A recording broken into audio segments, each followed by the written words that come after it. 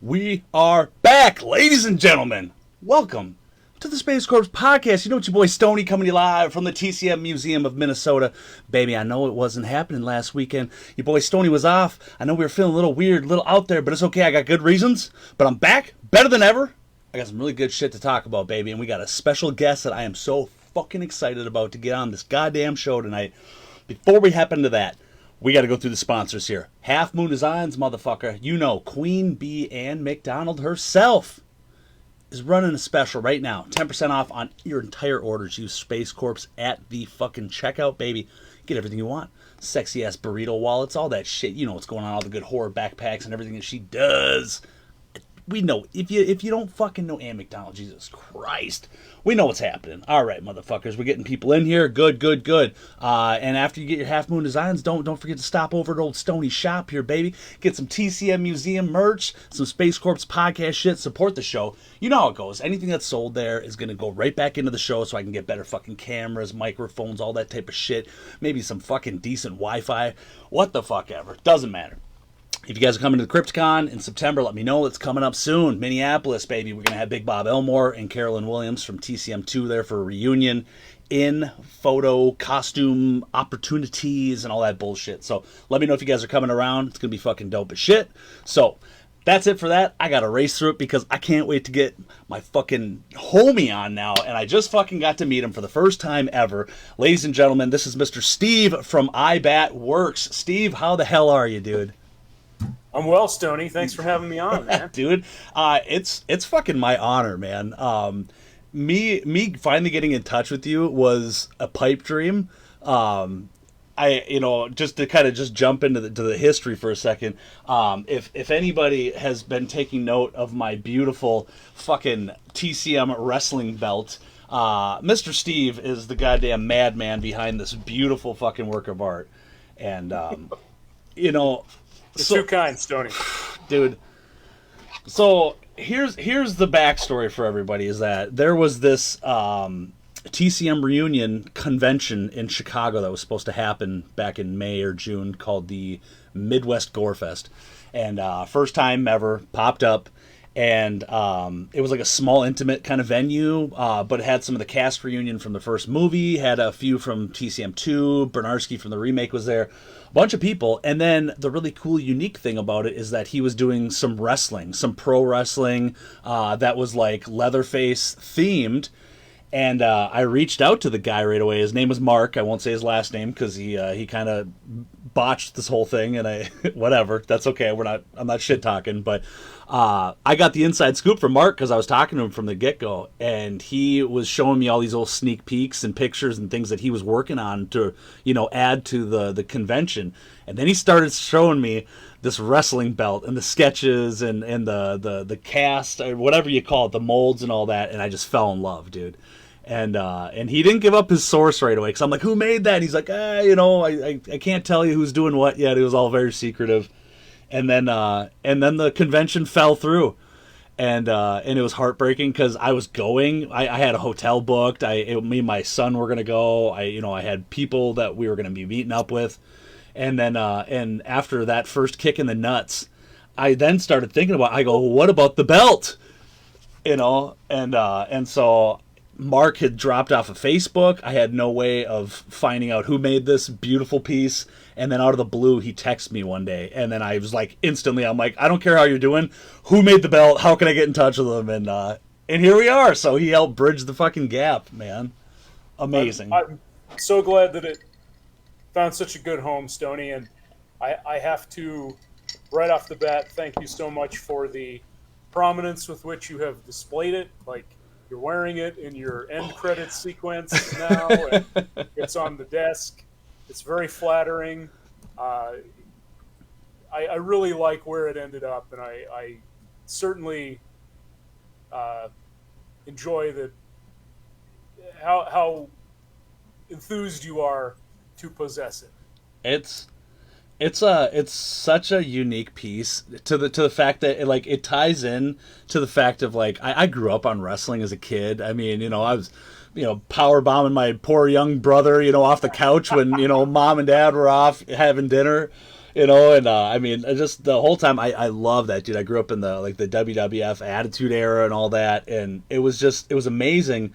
And a wrestling belt is something I never owned. I mean, nowadays as kind of older, people in a collector community, I see they're out there, and I've come close to maybe wanting to buy one, but then I saw the pricing on it, a real authentic wrestling belt can run you $200 to $600 or something, and I go, I don't know if I need it that bad, but this changed everything. All handmade, dude. So how? Not by a belt maker either, by a mask maker. So okay. What you did get was, I guess, the mask/costume maker's interpretation of a wrestling belt. I didn't have a lot of guidance, so I designed it myself based on my understanding of what a title belt should be. Sure. I hope it checks all the boxes. Dude, I think so. It's thick. It's durable. I mean, it weighs what a title belt would weigh. Sure. I've got a question for you. I actually have absolutely several things I thought we might talk about tonight. Anything. And I could have just texted you, but I thought, well, I'll just wait. We're going to chat, and we have some airtime to fill. Fuck yeah. You had Evil Nate Hewitt on. Yes. Who would have won that title, right? So there was drama in there. At the final end of the stretch, Nate was not on the bill, which made absolute no sense. So there was. He's a Leatherface themed wrestler. I know that's the thing, and there was two other guys it was one match is all this thing was, and when he first told me about it, I was like, dude, I got to introduce you to Nate because he's the man, right, for this event. And then I find out that they knew each other, kind of knew each other, so the thing is I got to stop using his name, but the guy that put the con on, he's got kind of a murky history of kind of running some conventions not too well, and I think it's kind of his reputation has stuck with him through some main, convention people. So I think he didn't ask Nate because Nate was connected to R.A. Mihailoff, the like Leatherface from the movie, the third movie, and there's some issues there and stuff. So it was really ridiculous kind of drama that comes with this guy. So I couldn't believe it that Nate wasn't a part of it. So. Yeah, I thought he was. I seemed to remember that from an earlier conversation with the guy who was putting the thing together. Right, and I can't even remember the names of the two wrestlers, but I've never heard of them. And I'm sorry if they're that's their career and they've been working hard. I'm not putting them down whatsoever. It is hard work. They deserve God. credit. But well, anyway, my question was: yeah, you still talk to Nate? All the time. I just talked to him today, actually. Okay. I'm going to go off camera for a second. Go ahead. And I promise I'm not leaving the room. I think I know where it's going. As you may or may not remember, there's a second one. There's a second one. It has a twin. This one is made from slightly different materials. It's lighter than yours, probably by half. Okay. And is smaller. It's the little brother. Well, but I guess I was curious to know if you thought Nate might want that. He does. So here's where I'm a terrible friend for him, because when I had him on the show and I told him when I had him on last, he's been on twice. The last time was when you and I just started talking and the belt was in transit.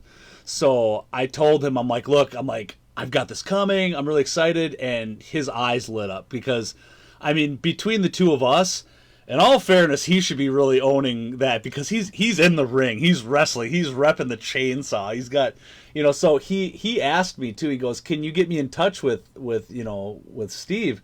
And I said I would. And here's the part where I'm a terrible friend. I didn't. And it wasn't because of anything. It's just life went on crazy. He's busy as hell. We didn't ever talk about it again.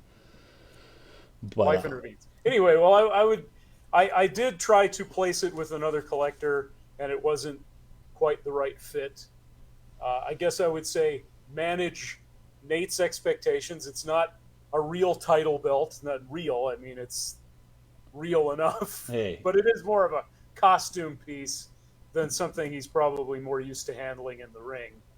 It's from the same molds that yours is.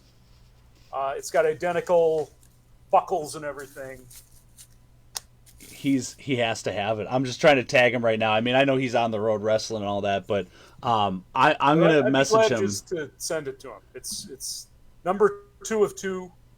It should go to the right home. Dude, absolutely beautiful. I even help foot the bill on whatever the cost is, and and shipping and all that stuff too, because I imagine it'll be around $30 to ship.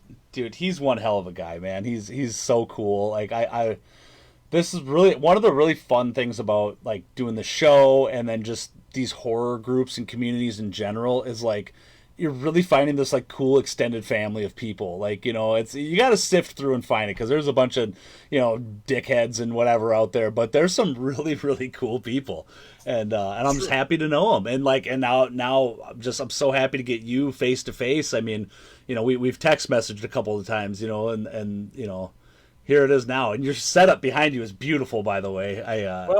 Looks awesome. This is normally just where works in progress get dumped. I kind of staged it a little, knowing that it'd be on. Sure. So I prettied it up, and I will have your collector community know. Some of you out there might recognize these as Night of the Demons characters. Mm-hmm. I've been producing collector masks under the art direction of Nick Benson, who was one of the special effects makeup artists on the original film. He worked at Steve Johnson's shop. And in fact, he wore Angela's test makeup before the actress really Amelia did. Oh, that's and he cool. still has the teeth. So he and I partnered to produce these, and we just did busts. Originally, these were just masks. Okay. But I've done bust versions of them, and these are going to be limited to 50 pieces. I hope a shameless plug is okay. Dude, no, this whole show is thank you, and you tell everybody what you do. You're awesome. And I kind of rolled them out at Ohio TerrorCon because Nick was there. Okay. And he gave me some table space, so we were like, here, take a look at these. And 2 of the actors were there. They'd seen the masks before because they approved the likenesses like a year ago, but they hadn't seen the bust versions. So those showed up there. That's why I have this awkward framing, because they're kind of tall and I had to put them on the top shelf. Sure. Also, there's Jerry Dandridge from Fright Night. But the important thing is these Night of the Demons busts, limited to 50 pieces. So if people are interested, they should be on my wife and I share a website, InkyEyeBat.com. They should be up there tomorrow sometime. Beautiful. And for everybody watching, underneath your camera view, I've got the link to your website right there too the whole time. Thank you so much. Oh, absolutely. And I know that I've seen that you've got an Instagram presence. The website I'm terrible at social media, but no problem. That is a skill that I ought to develop and hope to develop. Dude, we're just happy the skill you have behind you is what you got going on, because that's amazing. And I'm still learning both the craft and the artistry, and also learning how to do it in a more business-like way. Sure. I've been a school teacher for a long time, and I may have started out with an intention to do that stuff more. Mm-hmm. And that, when the kids were young and I was a professional, it got very backburnered. And I'm getting back into it, and I'm trying to learn the ins and outs of that stuff as well. You should sign the inside of a mask. Of course you should. But it didn't occur to me until I started seeing people do that. It's an art piece. Of course you should sign it. Right. Well, and not to mention too, just as a collector and masks now getting into Texas Chainsaw Massacre. I mean, it's just there's so many different versions of Leatherface and masks out there that that really helps because there's so many people out there that make these amazing masks, and if you don't have that inscription on the inside, sometimes it's tough to tell where it came from to give the recognition to the artist. So And also there are skeezy people out there who will take credit for your work. maybe I should sign my name on a couple that don't have one in there. There we go. I'll put some claims on. You So, could. so how long have you been making masks and everything? I mean, give me a little back history on that. The first mask I tried to make, I was, I believe, 9 years old, like 1980. Oh yeah. And it was like I had this box of Crayola clay in multiple colors, so I just kind of mashed them together into this weird rainbow melange and stuck it on a wig head. Used two different sized marbles for the eyes. Cut up a pair of the plastic vampire fangs. The ones Yeah. that fold in the middle. Yep. Cut those up for the teeth, and sculpted it to the best of my 9-year-old ability, because I knew enough about the process. This is 1980. Star Wars had come out, and there was a magazine called Ranger Rick. Do you know Ranger Rick? No. There was a magazine called Ranger Rick that was aimed at kids. Rick was a raccoon. Okay. He was the magazine's mascot. But I think it was a 1978 issue, they had an article on Rick Baker. And he had done, by that point, he had done Larry Cohen's It's Alive. He had done The Incredible Melting Man, Octoman. He'd probably done, I don't know if he'd done Incredible Shrinking Woman at that point yet, but he did a bunch of the aliens for the reshoots in the Star Wars Cantina scene. Okay. And the article featured the band, the Cantina band, the big, the bulbous heads. And there was kind of a step-by-step photo essay going from his clay sculpture to a mold to a latex mask. So I kind of got what the process was. Sure. And I got some plaster of Paris at the hardware store, smeared it on my rainbow Crayola clay sculpture, and got a mold. On the opposite side of the mold, it looked like a meringue pie. It was just little peaks of plaster. It was very sharp and very thin. You could see light through it. Mm. It was that thin in places, like eggshell thin. But, I grew up in rural eastern Montana. We were almost neighbors, right? Just North Dakota between us, really. Sure. And I had no way to get latex rubber. So I didn't make the mask. I had the mold, didn't make the mask. Okay. And it was probably 3 or 4 years before my next attempt. When I was a freshman in high school, our drama teacher had a makeup catalog, and he ordered me, I think, a 4-ounce bottle of liquid latex. And so this time I sculpted and molded a zombie mask. Again, the mold was terrible, eggshell thin in places, but I had a plaster mold and I had rubber, and I was able to make a zombie mask. Wow. And so that was my first successful attempt at a rubber mask. And I was doing a lot of makeup stuff on friends, and my little brother was real tolerant of that stuff too. Me gluing things to his face. Nice. And I continued.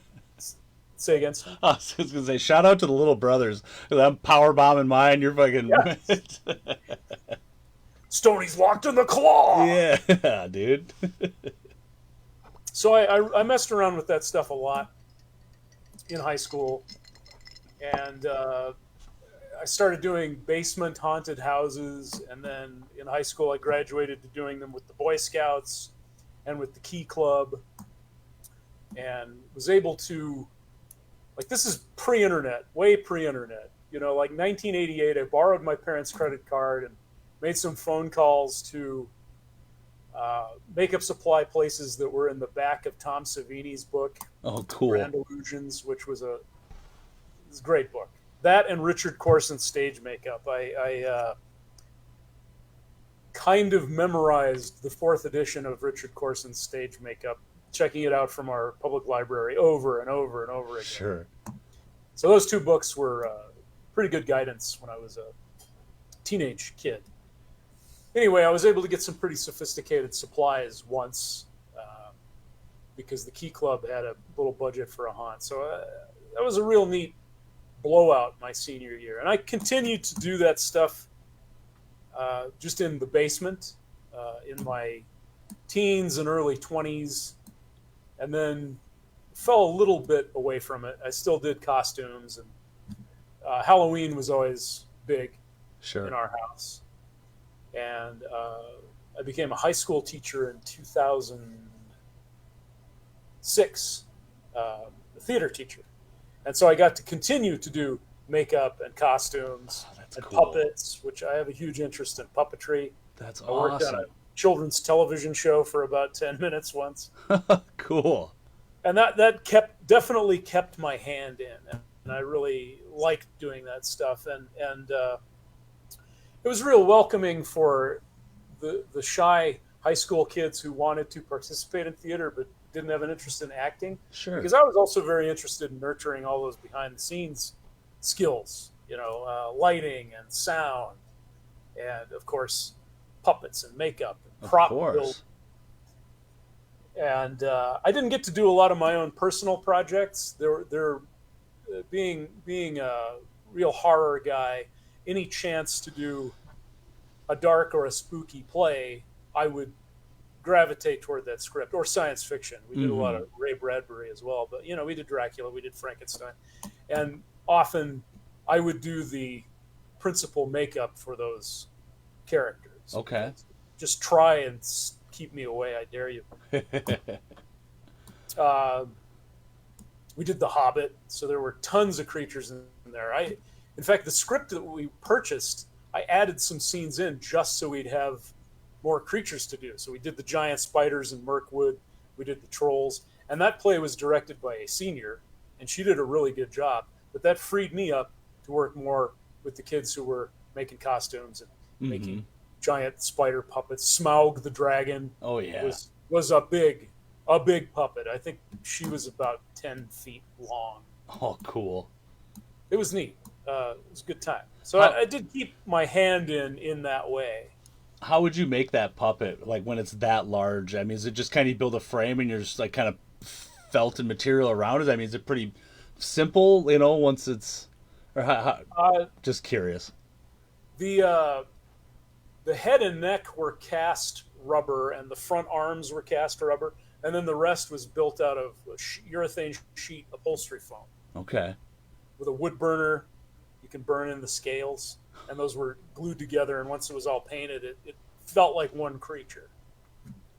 I was really lucky to have some very talented students that year and some parents that were into it. Sure. And, it was a big show. We needed all hands on deck. Oh, I bet. It's always amazed me on how short of a timeline you have for creating sets and props and things like that, on that kind of a level, right? I mean, once you're on a big budget movies and all that, I mean, sure, you can understand, but when you get down to something, on a smaller scale like that, it's really impressive. And then just to see just the passion that goes in, like, to you and it's just, that's got to transfer into the kids and just teaches them so much, man. That's... Oh, and they transferred it to me too. The more into it they get, it's exhilarating. It's exhilarating to collaborate and to make artistic discoveries with a team of people that are all trying to reach the same goal. Yeah, I bet. And then too, I'm sure just to see, you have your idea of the concept of something to create, and then collaborating with other people, also just to see how other people's brains work, and and see what they were thinking in theirs, and then kind of you two mashing up together. I mean, it's just really cool. I on this show, and just personally for me in collecting, I've always gravitated towards custom artists. For my collection, I've got all the action figures, I've got all the mass-produced shit, of course, but what really I've always just felt that makes your connection or collection unique and stand out is the custom work. I mean, some of this stuff it's nobody else has this, man. I mean, it's just True. It's a very unique item. yeah, and I love it. And then to me, it's just there's so much more of a history and a story behind it. You know what I mean? It's just like some people buy all these figures and they tack them up on their shelves, and it looks like a grid, or it looks like you're at a toy store, and it's like, okay, great, you've got it, but there's no love, there's no history behind that. It's just like, dude, there's a story with this. I mean, with so many pieces in here, and I just love that. I love it, man. Well, and you're curating a museum, right? It's not. Yes, sir. The story and the interpretation of those items is an important part of your curation. Dude, absolutely.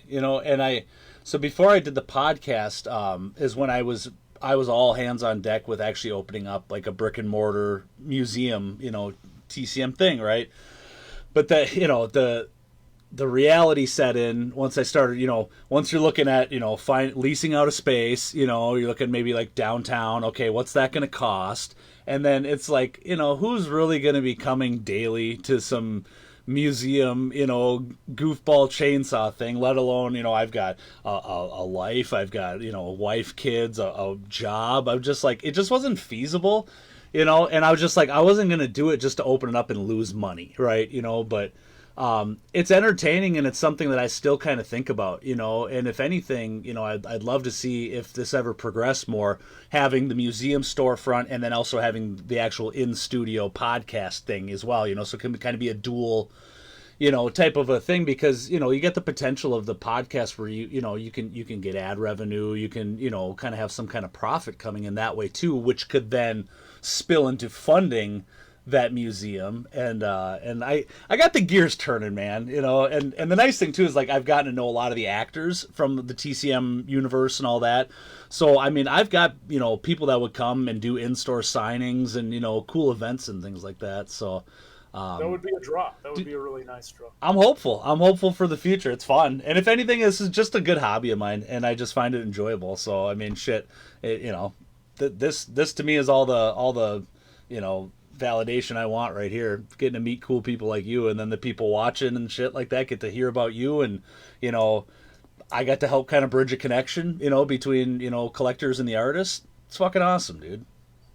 I appreciate you fostering those relationships and putting that stuff out there. Like I say, I am not skilled at social media.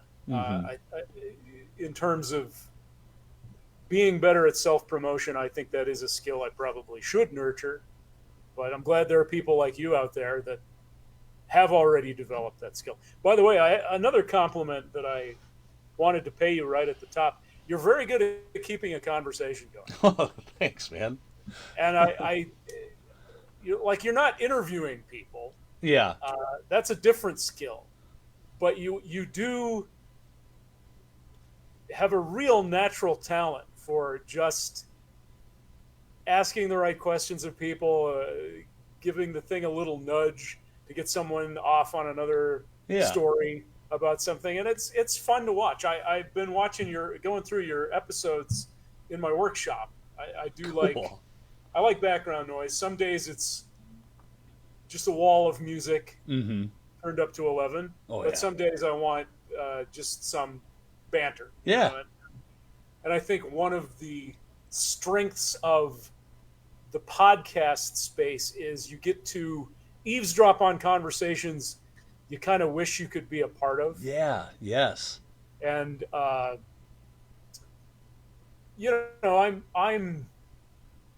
an older guy. I just moved to a new town. It's harder to make friends later in life, and I think the ability to listen in on the kind of conversation you'd like to be having, it fills there's a spot inside us that needs filling, and that does it well. And I this is among the things that I consume to get that. I agree. Sense. Oh, 100%. for just myself as well. I mean, I think podcasts are most of the things that I do listen to when I'm not listening to music and things like that. I think it's the new age talk radio, plus video and things like that, and just so the diversity of it is just so far Yes. out there. Yes, it is so much more diverse than talk radio. You can find any weird niche interest Yeah. and find people talking. Find a dozen people Mm-hmm. having those conversations, no matter how bizarre you think your thing is. It's out there. Dude. People are talking about. Absolutely. Speaking of music, as an old metalhead, Yes.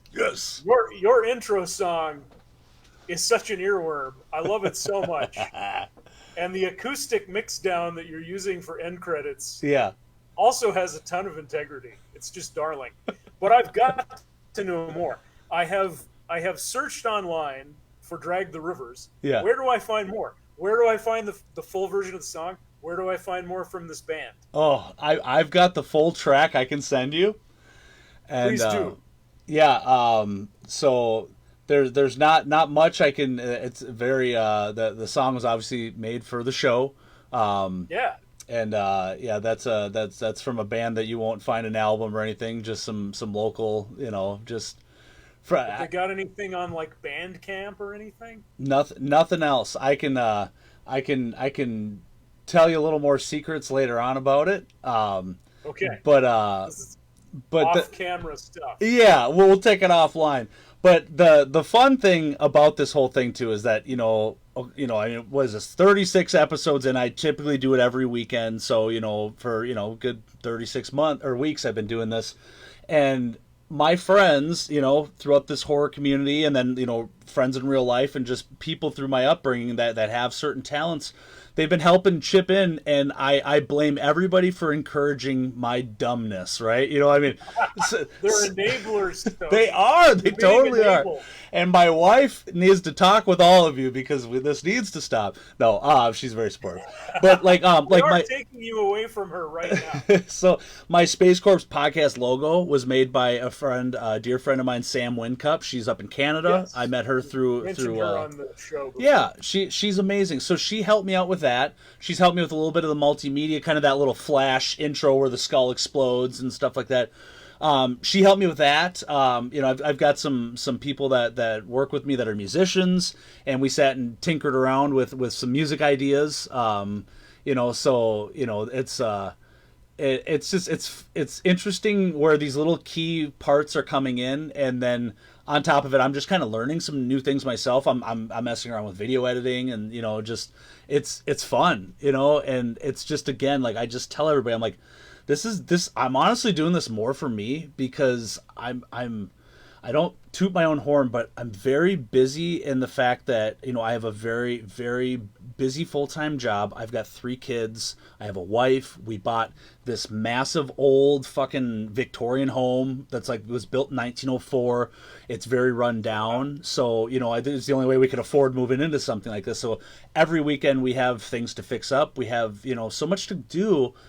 And our kids are 10, 7, and 1.5. So we're just, they're very demanding of our time, which is great. I mean, I don't mean that in a negative way, but I get so consumed with just all of a sudden, I wake up at 3 a.m. for work. I get home. By the second I get home, I'm helping out my wife. All right, tag, honey, let me get the kids, and then it's dinner, and then it's get them in the bath, and then all of a sudden I'm exhausted. It's bedtime. I got to wake up by 3 again. It just goes. We have the weekend for maybe a day or two, and we'll either plug away at the house or something, but. I made a stance at that. I'm going to have this little bit of time on a Friday night where I'm going to do something that's me. And, it's after the kids get in bed. So I don't feel like, I'm kind of shafting the wife with extra responsibilities of taking care of everybody. But, I could be out with the boys. I could be out drinking. I could be out at the casino. I could have a drug habit. I could have a bunch of things that take up my time personally. And I don't. I'm here. I'm right here. They need me. I'm here. And bless my wife's heart for letting me have all this crazy ass shit. I mean, obviously it's not in our living room, but this is great. It's just a nice little part that's me, and I'm really appreciative of it, and I just, but that's as much time as I want to sink into it. It's just a little bit on a Friday, and then maybe kind of in the middle of the night I'm editing some video and stuff like that. But this is that's my long explanation as to what I'm doing. It sounds like you and your wife are good teammates for each other. Dude, And yeah. it's good that you've carved out a niche to feed that part of yourself. That Yeah. I really got into It's collecting. I got into collecting horror a lot, as most people did. Or I'm not gonna say most, but during COVID and lockdown times when everybody was kind of stuck at home, everybody had some extra stimulus money and stuff. All of a sudden, the online communities really started booming, and then this is where we started seeing a lot of this. But then when that all kind of came to an end, also like kind of the friendships and the community really thinned out a lot, because everybody went back to work, everybody went back to their normal day to day. So it kind of got a little boring and stagnant as far as like all of a sudden, there wasn't a lot of people to talk to. Kind of your collections had grown enough where you kind of had a lot of the stuff. Nothing was really new, and I just kind of found this kind of boredom area, and it was like, what do you do? Do you find a new hobby and move on? I didn't want to do that. So I just kind of gave this a shot. We used to go live and do, so like in these horror groups, we would do raffles. Kind of, it was like a fun way. Like it was you'd put up like an item, a collectible, and if it was like $100 collectible, you'd split it up into 10 spots for, $15 a piece or something. And everybody would gamble, right? You'd buy a spot, you'd take a chance, you might win this cool, awesome $100 thing for $10. And so we'd fill these raffles, and then we would do a live drawing. So we would do like numbers out of a bucket or something like that, and the last number won the prize. But it became this kind of social hour, right? Where it wasn't just about the drawing the numbers. We had people in the chat, and we would kind of go back and forth, and we'd banter and bullshit. I mean, we were having cocktails, like it was something fun to do. And that was during the COVID times. I mean, people still do it now, but when that all kind of went away, and that just left like this kind of, what am I going to do? So I'm kind of using elements of that, where this is a live presence. I do put this up on YouTube, obviously, later, but it's just fun to have kind of the banter, not only between you and I, but just people in the chat can ask questions and give each other shit. And I don't know. They're welcome to give me shit. I'm a terrible person. Well, I haven't even been reading anything everybody's been put up there. Sorry, everybody, but yeah, we had a bunch of people in here, so a bunch of people saying hello and all that. But let's see. So Mr. Guy Durham was saying that his dungeon needs one of those TCM belts. He's a huge TCM guy. Nice try, Guy. Mold has been smashed. Yes, I got a piece of it. And you have that. I gave you that raw latex casting. Are you, speaking of Sam? Are you going to have Sam paint that? Yes. That's something I do plan on. I can't wait to see it. Me too. I definitely, I couldn't think of anybody else. I mean, I have a few others, but I would love for her to do that. So, and one thing that annoys my friends and artists is I am overly patient on things where I'm going to be collecting this forever. So if I get that done in 2 years from now, great. But I'm just not rushing. I'm just spreading out the funds. So at some point, that's going to make its way up to Canada, get painted up and brought back. But I'll keep you in the loop the whole way. Absolutely. Right on. I'll wait 2 years too. I don't. Just a rough Hopefully estimate. I'll be there. You'll be around, for God's sakes. Yeah, I'm not that old, but you never know. Guy is also Life is saying short. he was saying that those Night of the Demons masks look wicked as hell. A lot of people are saying those things look amazing. Thank you. They're labors of love. Yes. Oh my God. Yeah. And I'll keep making. Someone emailed me and asked if I was going to keep making the masks. Now that I'm doing this limited run of busts, I will keep making the masks. The busts are a little more expensive. Sure. But I will continue to produce the masks as long as I'm physically able to pick up the mold. So how do you operate then with like, do you just take requests for masks and commissions, or is it more so, no, I make what I want to make and then I release a limited amount, or how does that go? No, I this gal right here is a commission, in fact. Oh, cool. This is a... Oh, I'm going the wrong way. There you go. This is the Salt Vampire from the original Star Trek series. Oh, that's sick. The M113 creature. And this is done as a bust, but I also will produce like a half mask with a less expensive wig, kind of a Halloween style mask of her as well. So it's doing double duty. I got a commission piece out of it, but I'm also going to produce it as a mask at a much lower price. Like the Demon's masks are $350. Okay.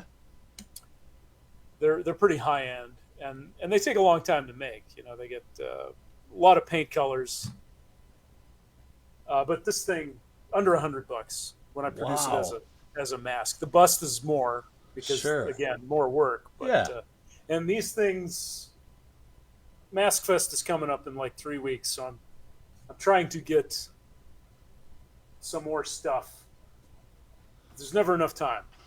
Oh yeah. And I have a list of things that I want to do, just that I will do to please myself and then sell as well. But I do take commissions. I will entertain any idea. I do like reproducing, especially 80s horror things. Okay. Obviously, Night of the Demons. I got some Fright Night stuff. Here's the thing we could talk about. Yeah. What were the 70s and 80s a golden age of horror? Like, objectively, were they a golden age? I have that as a bias. You know, I will agree with it for the fact that I think that was, I mean, arguably the popularized frontier of it, right? You know, people hadn't seen much of that before. I mean, of course, you know, we go back to, you know, I mean, there's especially the older, the Dracula and all that. But I think when real horror movies, I would say that's the first golden age, right? Yeah, the Universal horror movies. Yes, of the 30s and 40s. Yep. Then there's another golden age when Hammer came in the 50s, 60s, into the early 70s. Yes, but in the 80s, early 80s is where we started to see actual iconic serial killer, you know, figures. We had Myers popping up and Jason, we, you know, had Leatherface. And then I think it was more mainstream where people were out going. I mean, I don't know how it was released in the 50s and all that, how people went to go see them. I mean, maybe it was just as, you know, easily able to see in those cinemas at that time, but I think it was. Were big then, too. Sure. Yeah, no. Especially, like in the 50s, when they were reissuing the original 1930s Dracula, Frankenstein, kids were the target audience for those, right? So, like, my dad was a little bit of a monster kid. He went and saw the reissues of the Universal movies. He went to go see The Blob with Steve McQueen with his friends. So that for the birth of the original monster kids back then made those inexpensive, like borderline exploitation B movies. Sure. Like Invasion of the Saucer Men, you know, those weren't really targeted at grown people. They were targeted at kids and teens. Yeah. And so, you know, monster kids consumed all of that.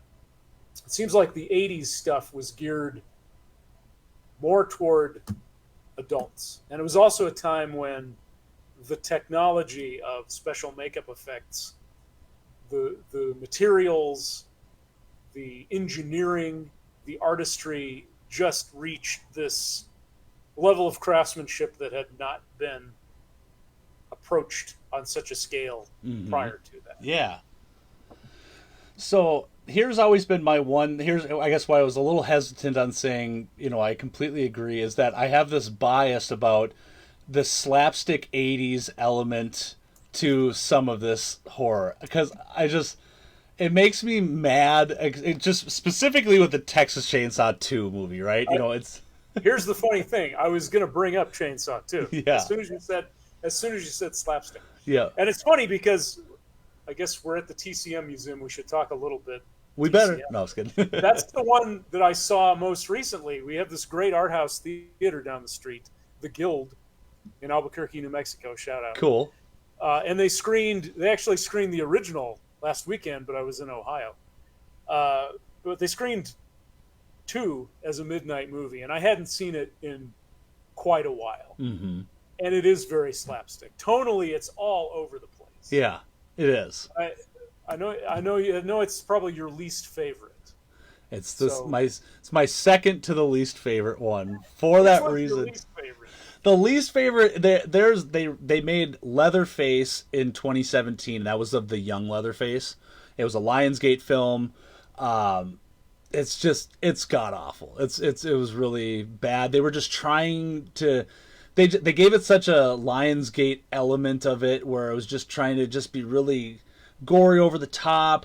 And I know that the 3D movie was made, by them too, but that was a little different. That was caught up, in that whole, however many pushes we've done of 3D movies in theaters, right? That was in that element of that, 2014-ish time.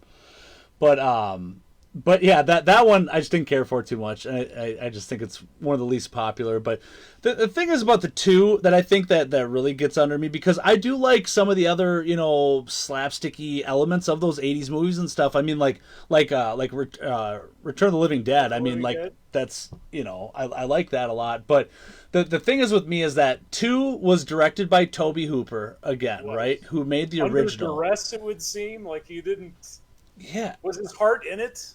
I know, it's just, was he just conforming with the times, or did he just really want to do that? And if so, I respect that. But I was just like, how can you make this life-changing piece of cinema in 1974 that was very serious and very just out there and fucked up, and then all of a sudden, here's the sequel to it, and, it's like, what? This is it? But it's a product of its time. It's of the era. So, I mean, I don't know.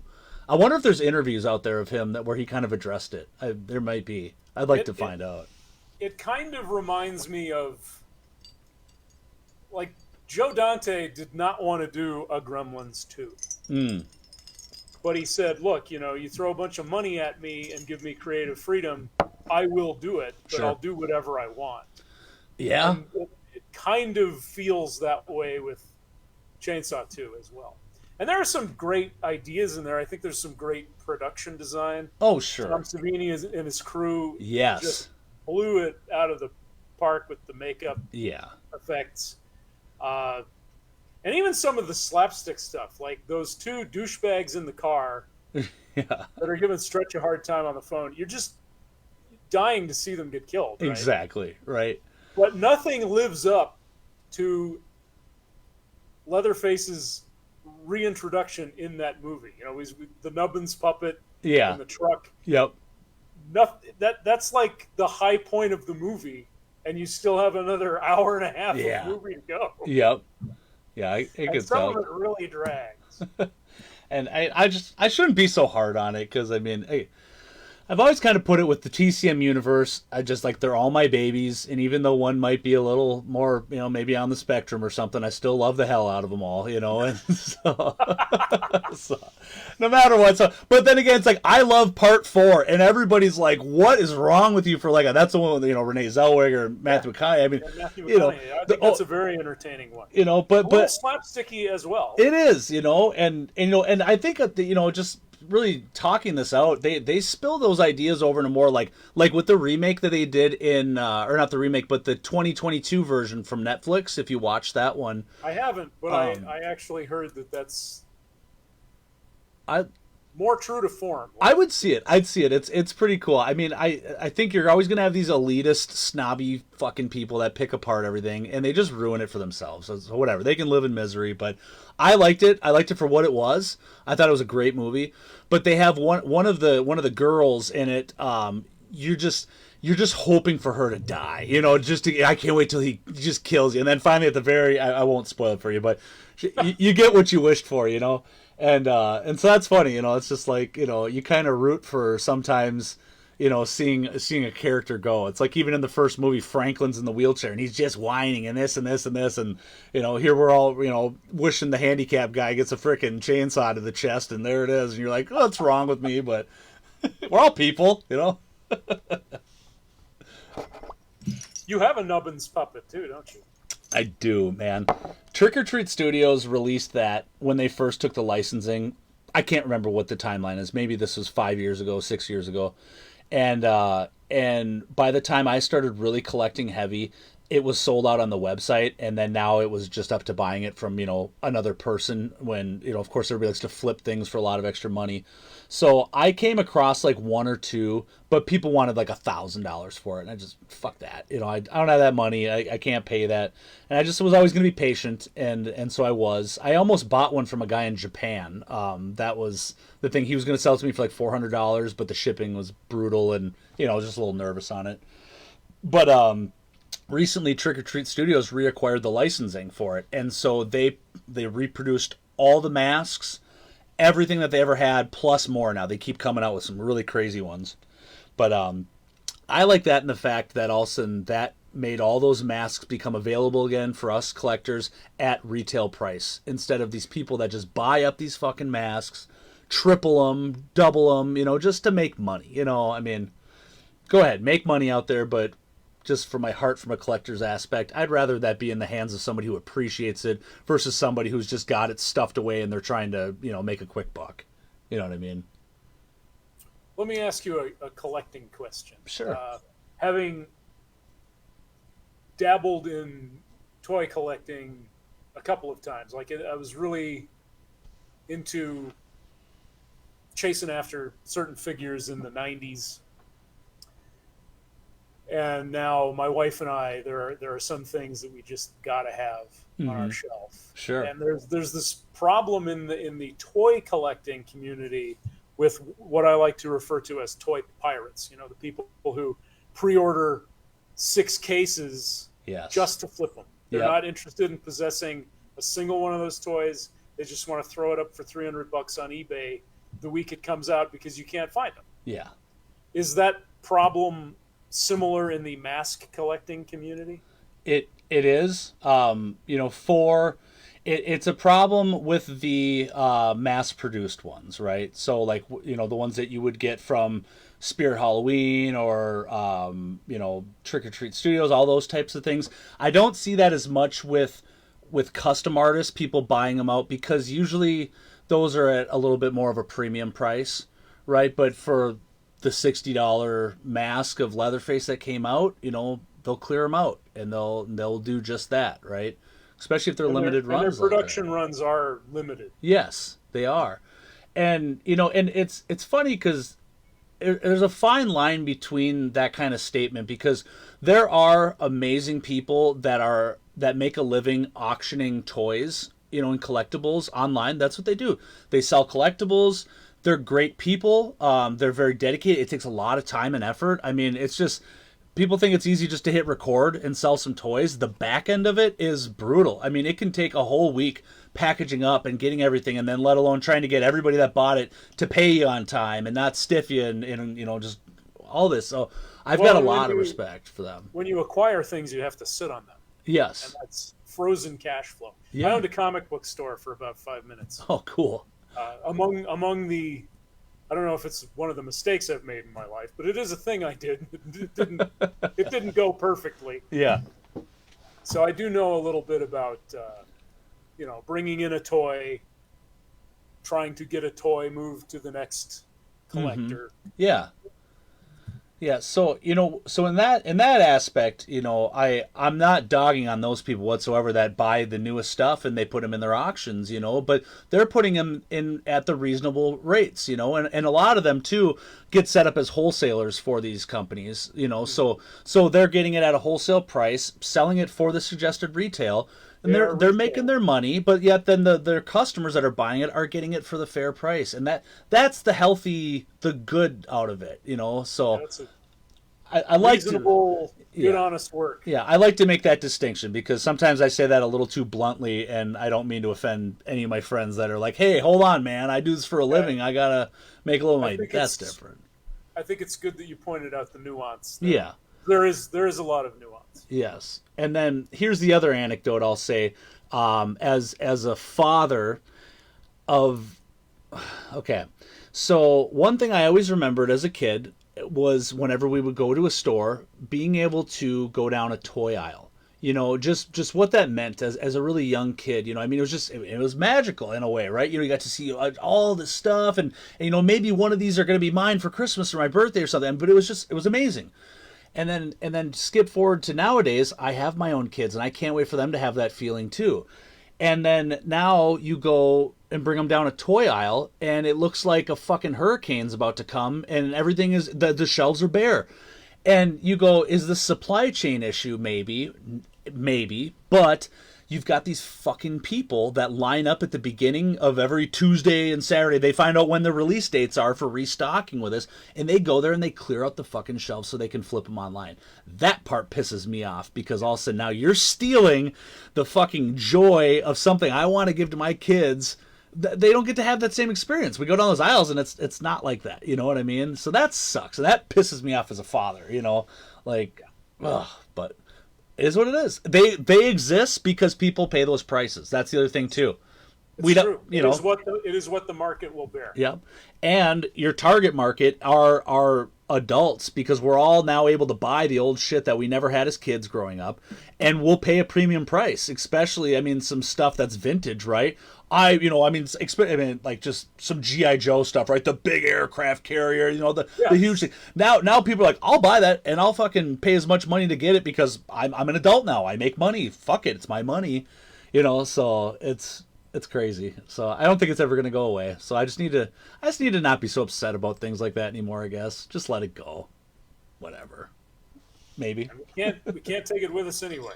That's true. I will be buried with it because my kids will not know what to do with it. So they will entomb me here, and I'll be propped up next to Nubbins, You'll be like an Egyptian pharaoh. Yes. In his tomb, surrounded by all his worldly wealth. I gotta start working on my booby traps. Well, you've got that old Victorian house. There's probably a coal-fired furnace in there that you could turn into there's some wild stuff. Explosive. There's some weird ass shit in here. One cool thing I found, so as we're remodeling, we do everything all hands on. We're remodeling our bathroom in the upper level where all of our bedrooms are, and I had to relocate the floor drain because it was a shower, and we were putting in a tub, so I needed to go from the middle of the floor all the way over to the side where the wall was. So I had to cut open a big part of the floor so I can repipe. And when I cut that open, I found this old antique hacksaw, and it had a little metal emblem on it. And so we looked it up and we figured it out. And it was a saw that was made in the 1800s. And it made sense because they made it like 1870 to 1890, the end of like almost 1900. And the house was built in 1904. So like, it's so funny because it's just sitting down in there. And I said, we joke about it because I go, I guarantee you there was a fight about that. Once that got, sealed up. Well, I just fucking had my saw, Sharon. Where the goddamn thing is, So, yes. Or it's the murder weapon. We don't know. We haven't figured it out yet because the wife she's the wife is more on the she's got more of the artist side of the brain, and she definitely feels presences, and she's into the crystals and all that stuff, so she's a lot intuitive. She's a lot more sensitive about it. So there's definitely there's some weird stuff in the house, and things like that, and I try to be understanding and not shutting it down, but I'm also telling her, I go, we got really young impressionable kids, quit telling the 10-year-old that there's fucking ghosts coming down the steps all the time. You're gonna scare the shit out of her. Yeah. Tools are collectible as well, so you should look into what a late 19th century hacksaw is worth. I should, but if anything, it's coming down here. It's just a good extra prop. That's kind of the fun part about the TCM is that, once I stopped, collecting all the shit, I can just start throwing bones and feathers and meat hooks everywhere, and, it just makes it look even cooler. There's the chainsaw.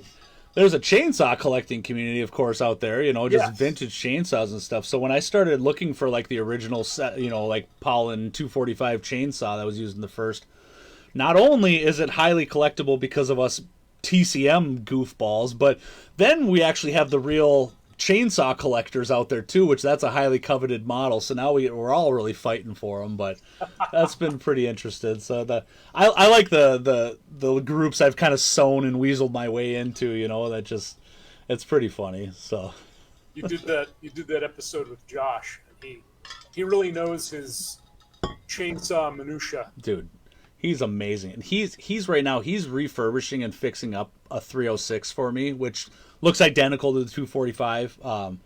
And he's a fucking hell of a guy, man. Yeah, obviously, I mean, you've seen it. So he does that for a living, as a passion. And he reached out to me and he's like, dude, I want to fix this up for you, you know? And I was just like, I can't afford that right now. You do such great work. And he goes, no, he goes, please. He goes, let me do it for you. He goes, I'll just cover shipping. And I go, how can I say no to that, dude? I mean, but and it helps him out too, because he says it really just helps out with keeping him active and moving around and doing stuff, and he's just really grateful for the friendships on here too. So it's just a big loving family around here, man. We're all just keeping each other going in the shit crazy world we're in right now. It's a calm port in a stormy world. I like it.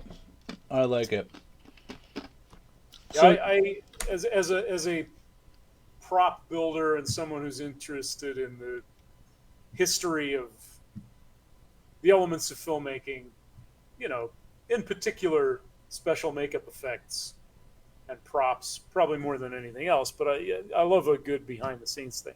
But I love that kind of archaeological aspect. Yeah. Of the guys who really replicate things. Like, they can tell you details about those saws that only the original prop builders would know. Right. Also, and that's outside my own area of expertise, but I always admire someone talking passionately about that in an informed way. It's Absolutely. Not just the chainsaw people, like the Star Wars people. Yeah. And that's another place where there are colliding collector communities, right? Like, there are firearm collectors who are annoyed when a Star Wars guy gets a real Mauser C96 and turns it into a Han Solo gun. Like, how dare you? Yeah, sure. My brother collects old camera equipment, and he is annoyed with the Star Wars people who build lightsaber hilts out of real Graflex flash tubes, because there's a limited number of those in the world. That's awesome. So there are always these things where a real world item that has been imported into a film and altered in some way for a movie prop, most of that stuff isn't made anymore. There's only so many of them on eBay. Oh yeah. Josh, in his episode, he mentioned a guy named Colton Hecht. Yes. Who I've exchanged a few messages with on Instagram.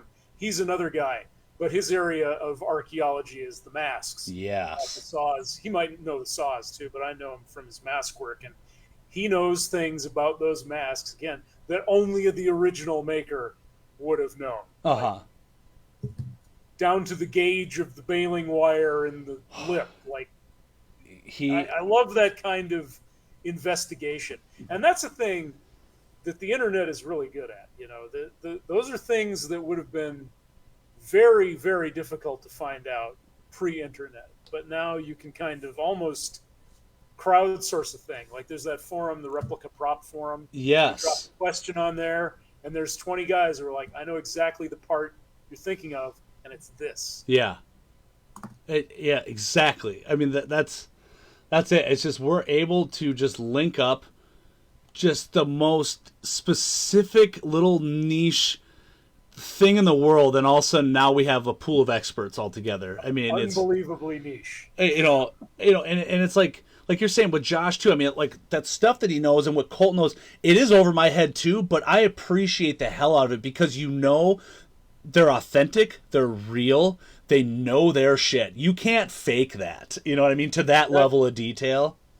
That's what produces excellence, is that passion and that devotion to detail. Absolutely, man. It's wild. And it's just, you've only got so much bandwidth. How much can you really learn? But I want to learn it. I just so when Josh has fixed up some stuff, I'm always just asking 1,000 questions. I just want to know more about it, and I don't know if it comes off as annoying or whatever, but I mean, I'm showing interest in something he likes, so I can't imagine it to be that much. But does he do anything with Evil Dead chainsaws? I'm sure he does. I won't answer on his behalf, but I would like to think he sure does. I messaged him today as well. I've got kind of a deal. I'm working with somebody locally for a couple of chainsaws, and one of them's just kind of it's a Fuck, why can't I think of the goddamn name? It's a Partner P100 or something, and apparently that's kind of a good collectible one out there. And so I just kind of bounced up. I said, "What are your thoughts on that?" You know, just thinking it's just a random chainsaw. And he fucking knew right off the bat. He goes, "Oh yeah, you know this, and it's just like, wow, man. You know, it's just impressive. I love it. I love the people I know. It's so great. I'm brushing up against that world a little bit because one of my kids wants to do a gender bent Ash cosplay, and I'm excited to build the chainsaw. I'm not going to find the real one and modify it, which some people do. Yeah, I'm right. just going to fabricate one. But sure. It's fun to take that deep. I've got a binder, and it's got way more information than I will ever actually use. I'm like you. I like that. I just like that line of inquiry. It's interesting. It's just... and there are those, you know, again, plugging into those people who are so passionate about it that they know all the minutia. I can benefit from that. Sure. Absolutely. You know, and then it's just like, even if you're not going to master it, it's always there for you, you know, for later on. I mean, it's like, who knows what, you know, I need to pique my interest and brush up on. I mean, it's like at some point, you always got to be hungry for new shit. I think that's what keeps us young at heart, is curiosity. Absolutely. Hey, you need to keep the brain going. You need to keep the body going. You know, either one of those two becomes stagnant. I think it's detrimental to what you got going on in life. Agreed. So all you listeners out there. Yeah. Oh, not that I think I have in any way solved reality, but I do agree with you on that point. I say fake it till you make it, man. I got it all figured out. I'm going to fake it till the deathbed. That's all I got. So here's the $1 million question now that I need to ask selfishly. Have you ever produced anything TCM related for a mask or bust? I mean, obviously, besides this. Just the belt. Okay. That's my first brush with that. There are people out there who again, have put in the time, put in the research, like Colton, whom I alluded to. There was another guy I follow on Instagram who has recently retired from mask making, River Lev. Yeah, yep. He does great TCM. Did great TCM stuff. He's no longer producing. He still buys and sells masks. Sure. But the stuff that he was producing on his own was extremely accurate. Yeah. So I haven't. I would be open to it. I mean, I was open to doing the belt. It was my first sculpting of a Leatherface thing. Sure. You know, so my thoughts on it as more of a, I mean, I always feel like I sound like full of myself and shit, but it is what it is. Like, you know, I just, as a more advanced collector, where it's just like, you know, there are beautiful 1974 Killing Mask, Pretty Woman, you know, masks, and there's a million artists. Some are very, very amazing in how they've produced it, but there's so much out there, right? It's just like we've got all these other films in the franchise that aren't getting the love for it, you know? So it's like, that's why each time I kind of try to tap into a custom artist, I'm picking something obscure and out there, because again, just making the collection stand out. But one thing I've really been thinking about a lot lately is that in the original movie, when she goes upstairs and stumbles upon Grandpa and Grandma, you know, up there, I am dying to have somebody recreate Grandma as a bust or something, because I don't think it's ever been done, or if it has, it's very, very minute and rare, you know, and low quantity. Right. So I made a note of it.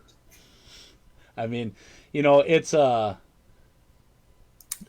there's limited, you know, screen time of her, you know, but there's enough where it can be replicated. And then there's a custom guy out there by the name of his company is Dark Seed Creations.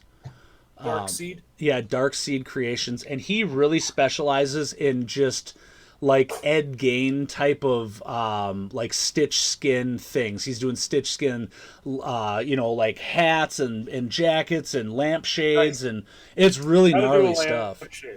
It's really gnarly stuff. And one thing I was almost thinking about talking to him or at somebody is that in the original movie, when they're all at the dinner scene, when she comes to and she's strapped down, if you look above the table, the overhead light is a face. It's somebody's skin stretched over a light. And I've always wanted to have that thing made too.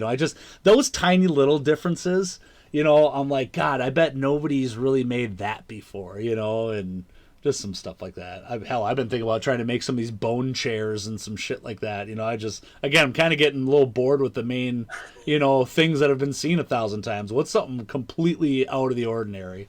I know what you mean. Yeah. It's not just that it's become boring. It's that it's covered already, Right. And well done. It's been covered well done a million times, and that's great, Like it's like the original Predator. There are so many versions of that done extremely well. That territory is so well worn. Yeah. I'm not sure that I would have anything to bring to that recreating that creature. I understand. Yeah. And I want to. It's not that I'm driven to do things that haven't ever been done, but I do understand your desire to fill in gaps that are untouched. Yeah. Like, where's Grandma? Yes. Exactly. That's a lot of fun. That's a more exciting idea than something that's again somebody's already got handled really well. Yeah. Right? Because then it's like almost, it's like, oh, great, another fucking Grail mask, just like the other ones. Like now we've had so many elite artists create the perfect version of it, where it's like you're almost kind of losing it. It's kind of losing some lackluster, like, what I mean? It's like I don't know how much time goes into creating a mask and things like this, but I mean that's your passion, that's your time, that's your blood, sweat, tears. And for all of a sudden it just to be kind of lost in the sea of, hey, it's another top shelf, killing mask or something. I think, I don't know. I just think that I'd look at that personally as like, time not well spent. Maybe I'm wrong. I don't know. I was rambling. No, I definitely see where you're coming from. Speaking of Ed Gein, Nice TCM segue. is of course inspired by Ed, just like Psycho was. Deranged. That's a film. I don't think it's well. I don't think a lot of people have seen Deranged, but it's really good, and it's actually pretty close to Ed himself. Okay. Roberts Blossom plays the Ed Gein-esque character in that. He's probably best known to horror fans as the guy who sells Arnie Christine in the movie Christine. Okay. Wearing the weird truss. And it's a great performance. Very memorable. Excellent. But when he was younger, he did Deranged. What else? There are some other ones that are inspired by Gein. But I guess the reason I bring that up is because Chainsaw does something different than any other. Oh, Buffalo Bill in Silence of the Lambs. Yes. Yeah. A riff on Gein. But Chainsaw does something different than those other films, wherein Ed is kind of split into three people. Yeah. Cook, Chop Top, and Bubba. They're all like facets of Ed Gein. You've got like his public persona, Yeah. who's the cook, and you've got the more disturbed aspects of the character that are also externalized. Sure. So, given that they kind of all hold up an aspect of that real person, why do you suppose it is that Leatherface is the one who somehow, I don't know that he comes out as the most important, but he certainly comes out as the most expressive of that idea? You just get rid of the other two and still have it be a Gein riff. I kind of sadly think that you could get rid of them and you'd still have that coming off, just because I think it's so visual, right? I mean, it's just the fact of reusing skin of somebody you killed. I mean, that's just, I mean, cannibalism's obviously got its own horrors in there too, but I just think just repurposing a piece of, a slain person for just, vanity, or just, I mean, all of a sudden you're making a person into a household object. That's fucked up, man. I mean, it's really fucked up. So, maybe that's just why. It's just like, it's so in your face, it's visual. Plus, I mean, obviously he's the main, villainous character, or whatever you want to call that. He wields the chainsaw of the title. Yeah. You can't get rid of him. Yeah. But I just, that's again just one of the beauties of the whole concept of the film is just like, it's a family, and it's just like, and just the element of how he's just, this Leatherface is this kind of just really weird, tortured. I mean, just the way that Gunnar Hansen portrayed him, and and this stuff. I mean, he's getting yelled at by his brothers, and I mean, it's such a unique take on it. Instead of just this killing machine, this stalking Michael Myers or Jason, it's like, it's very different. He's an abuse victim. He is, and like a lot of people put out, hey, people invaded his home. He was just protecting his family. He wasn't out and about looking to kill people. It's like, shit. I love these discussions. It's crazy. Yeah, there is maybe a childlike innocence to him. Yeah. And there are those moments in the films where potential victims do try to reach him. Mm-hmm. And those can be interesting moments. Even in the one remake with Jessica Biel. Yeah. I only saw that one time. It's a good one. There's good ones out there, and like if the 3D movie, everybody got mad at that because the girl ends up being like related to him, and then there's the classic line everybody hates is she's like, do your thing, cuz, because they're cousins or something, and people didn't like that, but I don't know. I think it just gives a lot more depth and complexity to the character other than just this sole single killing machine, that you don't know much about. It's like, it's so much more psychological, like, I don't know.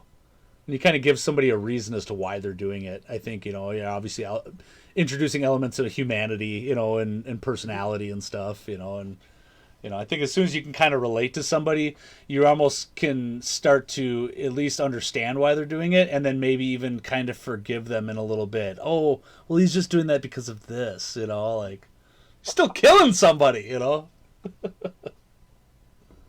little sympathy for the devil, as it were. Sean Heim says, wait, I can't turn humans into objects, but I have a leather gimp.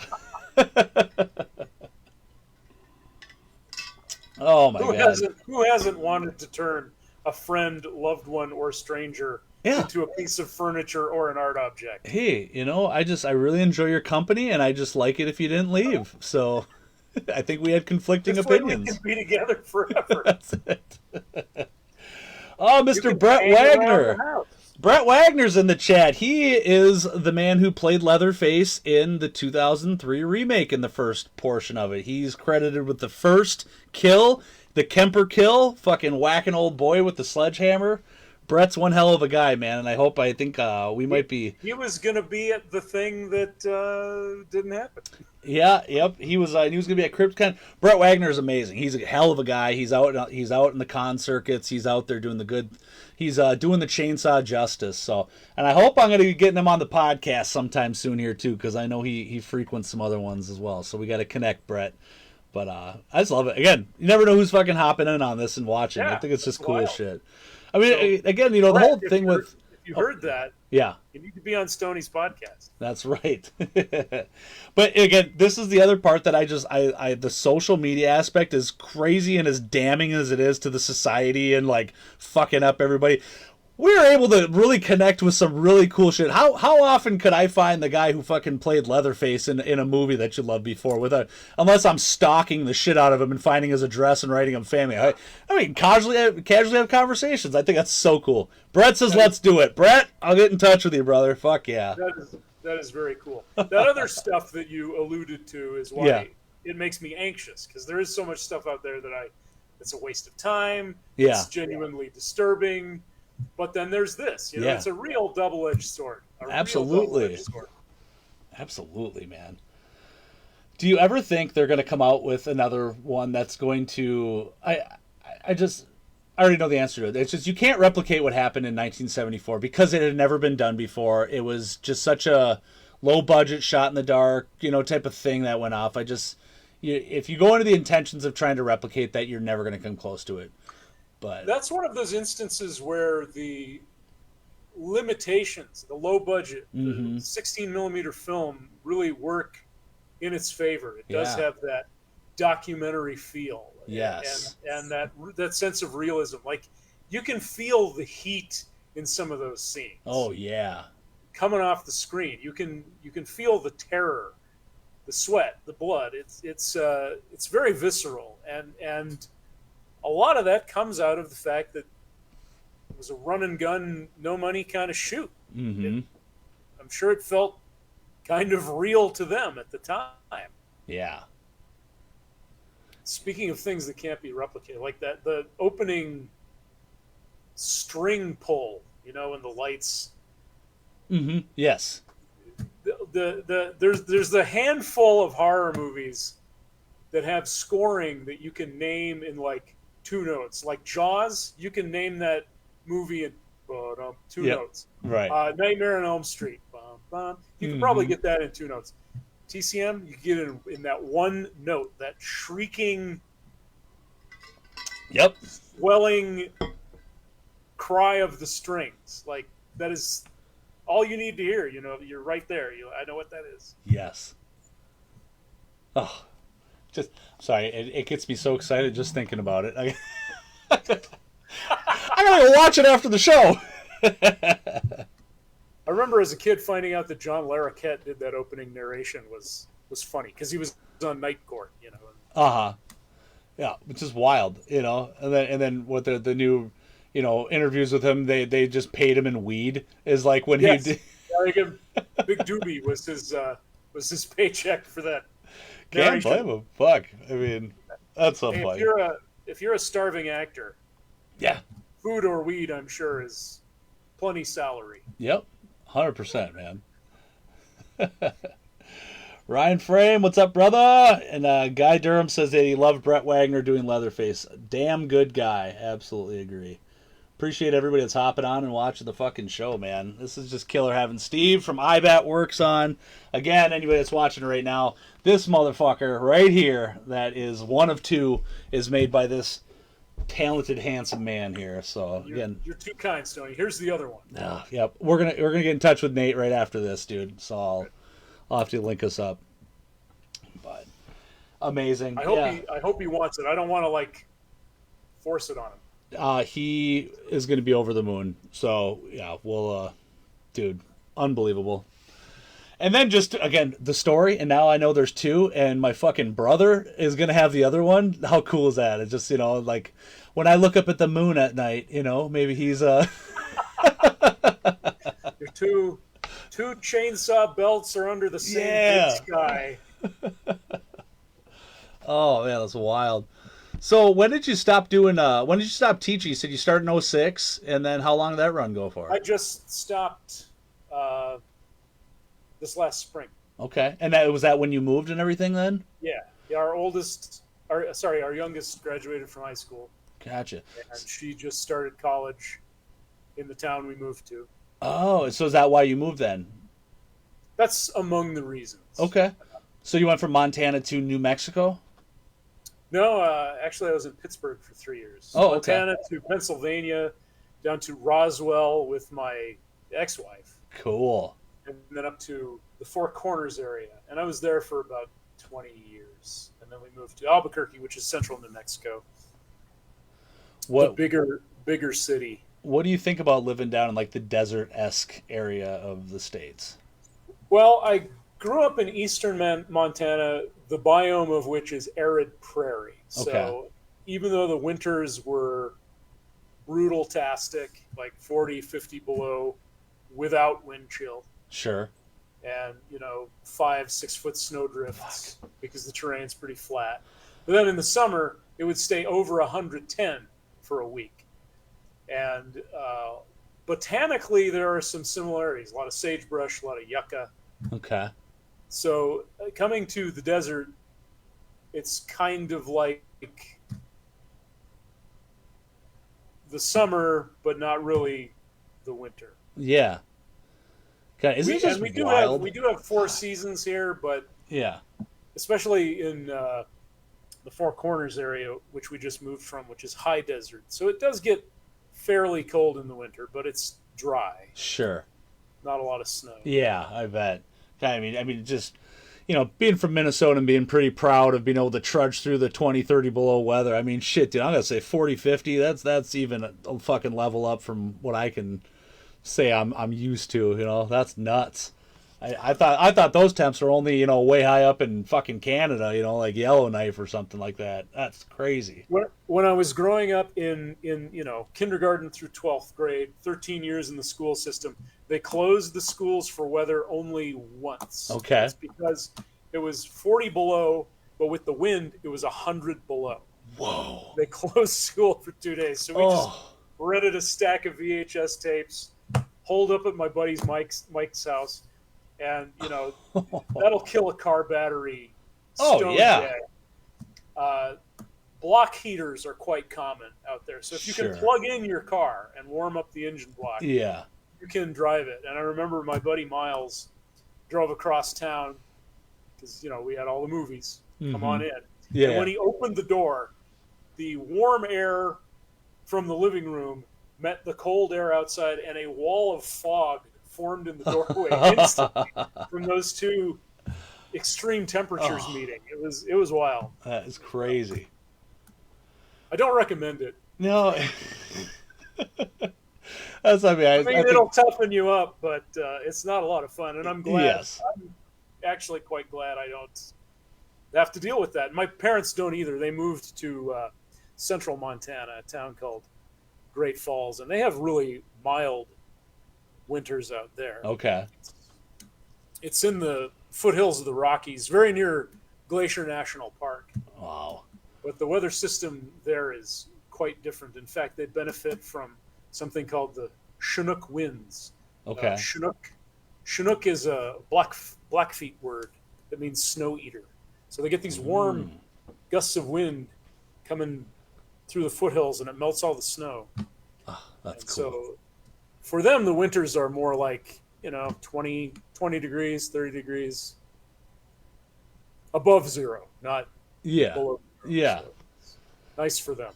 That's crazy. I went out to Colorado a long time ago. I used to run a bunch of fast food chain pizza stores and stuff, and I went out there to go help open a store. And You're like a district manager? yeah, I was an area supervisor, store manager, blah blah blah.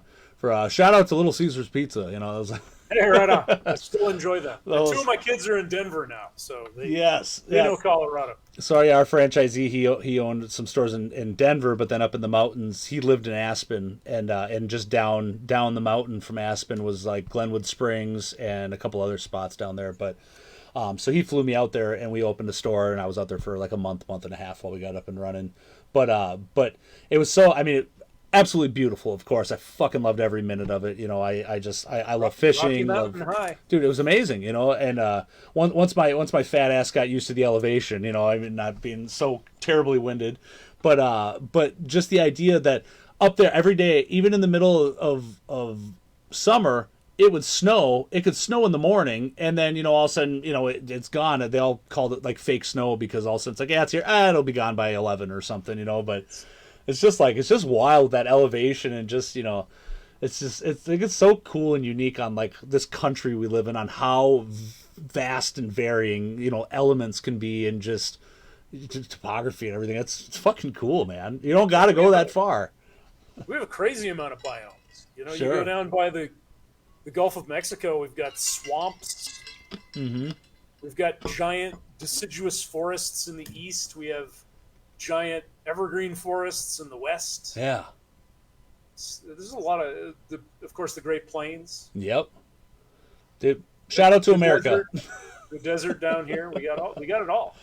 Shout out to America. I think the only thing we don't have is like authentic tundra, right? Yeah. Well, I'm okay with it. I'm okay without it. Yeah. We did I did a backpacking trip through Europe when I was a little younger, when I met my wife before we got married. Right on. Lifelong dream of mine. I took like 5.5 years of German when I was in middle school and high school. Loved that. Always wanted to travel to Germany. Did you? Hell yeah. I was in Germany in '88 Where'd you go? as an exchange student. Where were you in there? In Ooh. Baden-Württemberg. Okay. I was a terrible student. I kept leaving class to go to the bar. Hey, you're just absorbing culture, my friend. That was a minute. You can drink at 16? Dude. This country's great. Yeah, they're like, whatever. It's just the whole idea of it's so different over there. But that was the dream for me, is to go there. I mean, I would have been happy living there for the rest of my life, but I met Lauren, and when we first, we're just kind of the, crazy in love and just, like feeling each other out. And, and she said, I want to go to Europe. I said, me too. And she goes, no, I really do. And I said, I fucking ready to go tomorrow, type of thing. So we basically kind of put your money where your mouth is. And I started selling everything we owned.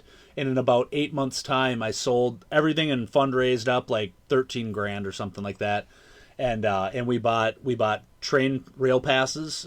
We traveled 13, or we did 11 different countries in about 4 months. We rode trains, we stayed in hostels, we did the whole, the real thing. And it was fucking amazing, man. And getting to go to Germany, being at the Oktoberfest, and then also going to other, I went to Heidelberg, Germany. To me is like my most, if I could ever die anywhere and live the rest of my days, beautiful little German town right on a river with a mountainside with an old fucking castle, up there. Amazing, cobblestone streets. Everybody, I'm like a third Irish, a third Finnish, and a third German or something like that, right? And I just remember sitting in a coffee shop, and we were people watching, and not saying everybody looked like me, but so many people had the same gestures and facial expressions and things that I did, where you were just like, oh my God, this is lineage here, of just your ancestry or where your people are at or something. It was so fucking cool, man. But dude, this backpacking was like the greatest thing. But once we came back, we ran out of money. We just went until we ran out of money, and then I had a little bit in a savings account to give us plane flights back, and then a little bit to get us up and running. And I told her, I said, either we can stay here and get jobs and live in Europe, and she goes, I want to go home. And I said, fine. But as cool as it was over there, dude, America's the shit. I'm so happy we live here. It's such a cool fucking country. We get to do anything we want here. It's like the shit you take for granted over there. It's crazy. And you can probably find German food in Minnesota, I would guess. Absolutely. So, it's the weird stuff. I mean, just, we were in France, we were in Paris, and we wanted to go to one of the historic cemeteries where like Jim Morrison was buried. And each day we woke up and we didn't plan out anything. It's kind of like this podcast. We woke up and we're just kind of like, what are we going to do? I don't know. And so we were in there, and she goes, I want to go to that cemetery. So we spent the whole day getting there. So we were taking, the metro, and then we took the bus and this. And we got there, and it was a Thursday. And apparently in France, you cannot go to a graveyard on Thursdays for whatever the fuck reason, because, there's no freedom or something. We're so pissed. Dead's day off. It's crazy, man. And they have these huge wrought iron gates with spikes on the top. I mean, it was probably 12, 15 feet high. I mean, it was a serious fence. You could not climb over that shit. And, I was just like, some of those little tiny nuances where you're like, what the fuck do you mean I can't go into a cemetery? Like, why? And you're just like, hey, different country, man. Just, because. Just because. Just because. Jade says a good hot brow is a bitch to find. Yeah. Oh yeah. She's saying, Burke, I'm in Rio Rancho. Do you know where that is? Yeah. There we go. Yeah, Rio Rancho is essentially a suburb of Albuquerque. Hell yeah. And so she says we get negative 65 with wind chill for 3 days winter 2010, broke records in North America. Don't you love how we all trade our war stories of like cold weather? And I'm genuinely interested to hear it. I go, no shit. That's cold. Oh, that's cold. Oh my God. Yeah, we do get all 4 seasons here. Yeah, that'd be crazy to live like, I think like California. You don't really see much of that. People that like grow up and you've like never seen snow or something. Like that's kind of Yeah, nuts. But I'm sure it's got its th- perks. those people do exist. They do exist. Shout out to Rio Rancho. And she says, "I'm from Cali. That sucked." Oh man. Well, I think I would like to maybe resume talks at some point about seeing what you think about building me a grandma from I, TCM, because I right on. think after having this belt, I'm hungry for at least one more piece from you, dude. So, you know, Well, thank you. I'm glad that you like it well enough to want more. absolutely. And again, anybody that's watching this, InkyEyeBat.com is the best way of getting hold of Steve. He's on Instagram, but hit him up on the fucking. So I'm I'm on your. Facebook too, but I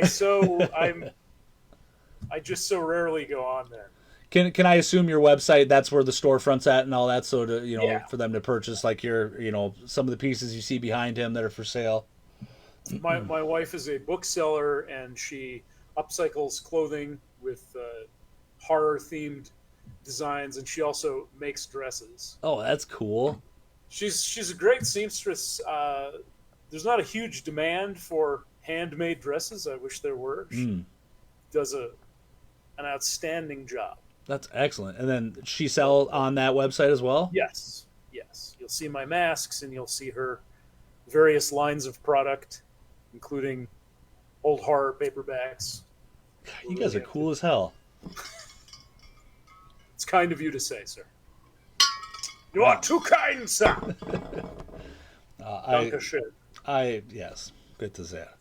I I just appreciate everything. I don't know how to just share my love and tell the world when I meet people like you. That's all I can do is just keep talking about these pieces and get people excited and then just point them your way, man. But Well, your relentless positivity is very enjoyable. I think that's one of the content aside. I think your attitude and your welcoming of viewers and guests alike is real appealing. appreciate it. Nicely done. It's fueled by you guys. I tell you, that's the thing. It's just y'all give me something to talk about and something to be excited about. So nobody Positive wants to. feedback loops. Yeah. No, nobody wants to hear about my bathroom renovations and my daughter's Girl Scout cookie adventures. I mean, I'll fit them in here and there, but obviously. But What's your favorite Girl Scout cookie? oh well, I'm a fat kid, so probably all of them. But as a kid growing up, the Thin Mints were definitely the hot ones. But you can't beat chocolate and peanut butter, so whatever the hell those ones are. So Those are good too. I feel like as I've gotten older, the Samoa has yeah, become my target cookie. dude, they changed the names on all those. They're not called those anymore. What are they? They're caramel delights. The fuck. I mean, like, what are we pissing off people by calling? Isn't it just wild? You just like have to change everybody's name. Come on. I'll probably still refer to them Dude. under the old branding. So the daughter's 2 years into the Girl Scouts, and when we first started, we had just missed the cookie sales stuff, right? So I understood that was a big thing of it. It's their main income for the troops, and so when it came time to all the parents meeting up, and then I had an idea, right? I'm like, we'll sell a couple hundred boxes or something like that. Great. Well, holy shit, it is a cutthroat world out there, and these moms and girls push these numbers like thousands of boxes each one of these girls are selling. And it's a short window. It's like 3 weeks, 4 weeks long or something like that. So I was like sitting down, and all of a sudden I'm like trying not to like look like I'm like in over my head, but I'm like, okay, we're selling 1,000 something boxes. I said, well, we'll fucking hang. I'll show you. This is what the girl wants to do. If she's all in, I'm all in on it. So I said, all right, we're just gonna rework the strategy, and we figured it out, and we fucking crushed it, man. We sold like 1,100 boxes or something last year, and the troop, they were like, damn, like they were impressed. It was awesome because there was a couple people, they only sold like a couple hundred, and they were just like, well, they tried their best. I said, fuck that. So you're gonna be keeping up with us now. You guys know what it's like to have a stone in the troop. So it was wild, man. But it's really cool in the fact that for me as like I'm very strong in like math and finances and things like that, and my daughter has that kind of a math brain. So like being able to teach her like entrepreneurial qualities and tactics and sales and marketing and inventory, there's so much to be learned out of the idea of just selling cookies. You know, it was pretty cool. So Nicely done. yeah, I don't know. I'm terrible at that sort of thing.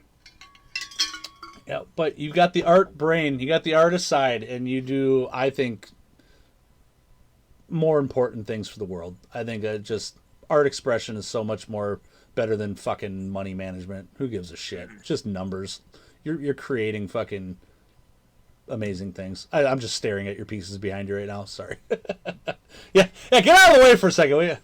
One more shot of the demons in case somebody came in late. Dude, demons are for sale, motherfuckers. Hit up InkyEyeBat.com. Holy Christ. Oh, there's Josh. Josh is in the chat right now. He's asking if she makes pants, and then he's asking if you have ever made a pig mask. A pig mask? Yeah, just a pig in general. I have never made a pig. That's kind of his thing. He digs it, which I love it. Pants. I mean, she can sew anything. I guess email and inquiry. Nice. There you go, Josh. Hit him up. Yeah, dude. Just each person watching this, just hit him up and buy something. That's all I want. I just want you to buy some shit. Support the fucking artists. That's all I want. See, Stoney's got the head for business. He's trying to help me out here. That's right.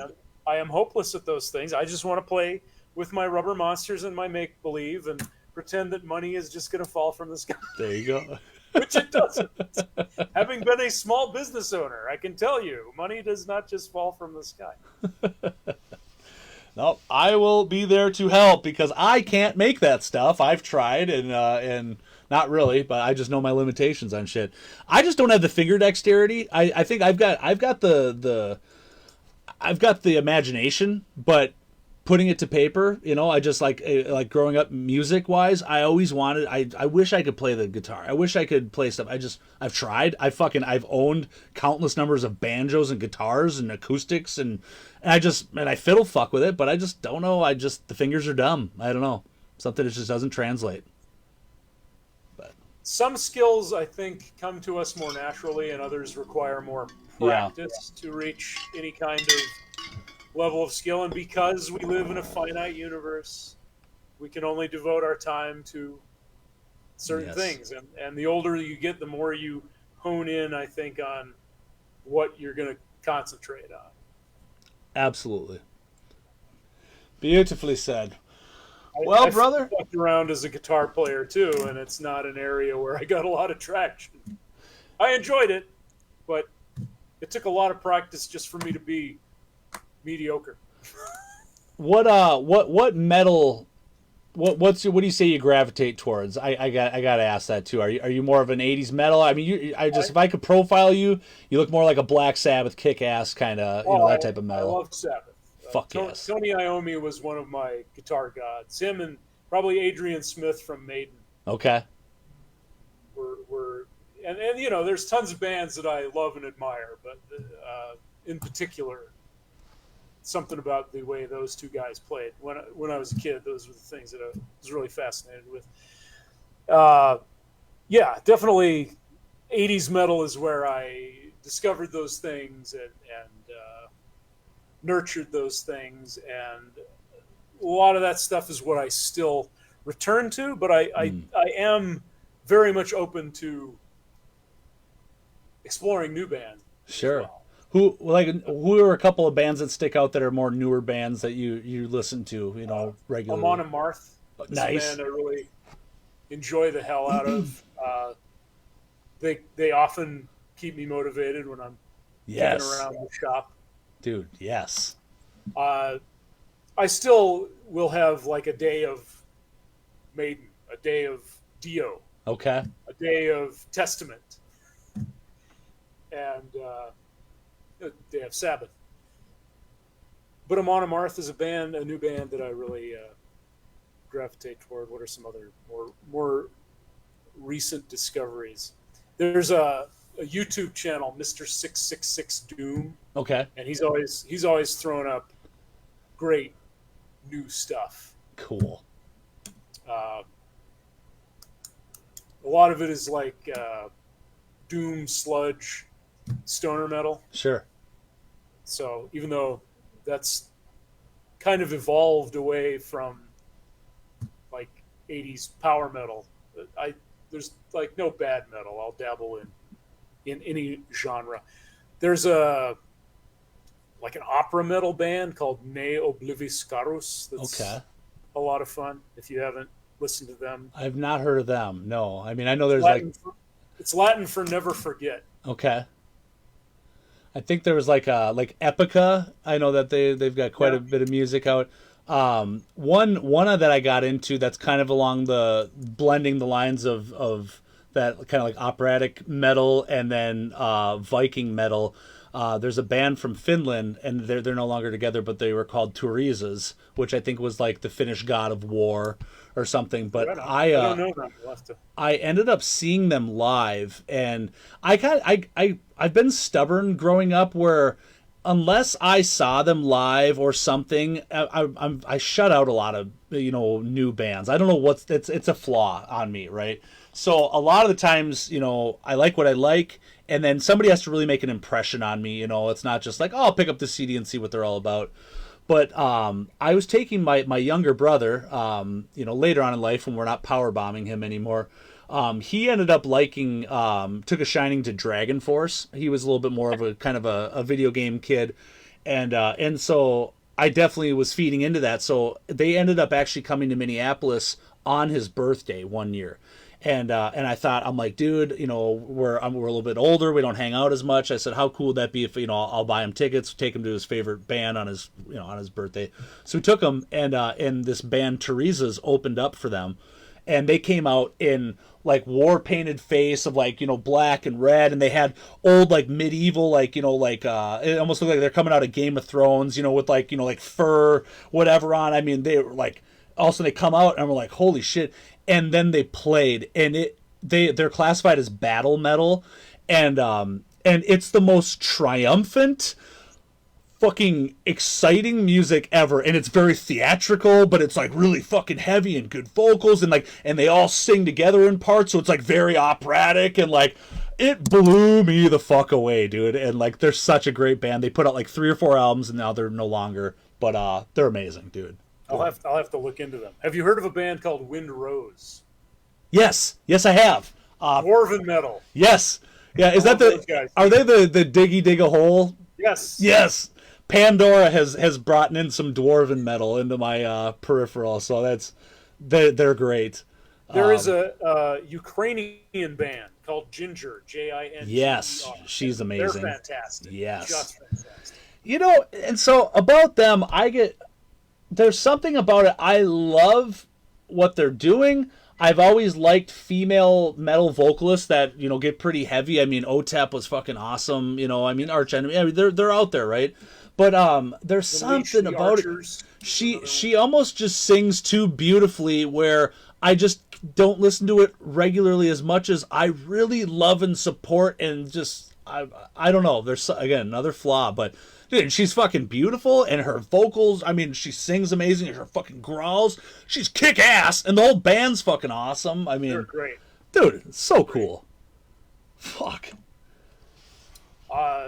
And one of the things I like that she does the growling as well as melodic singing, because something Black Sabbath knew, if you put in some softness, it makes the heavier stuff even heavier. Yes.